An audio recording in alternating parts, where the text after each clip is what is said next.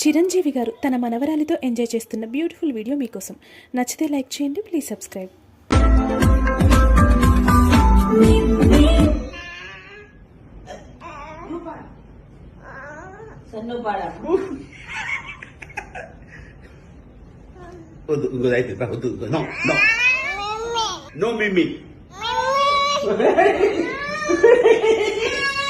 Okay okay okay okay okay పెడతాను. Okay, ఏం song కావాలి? మిమి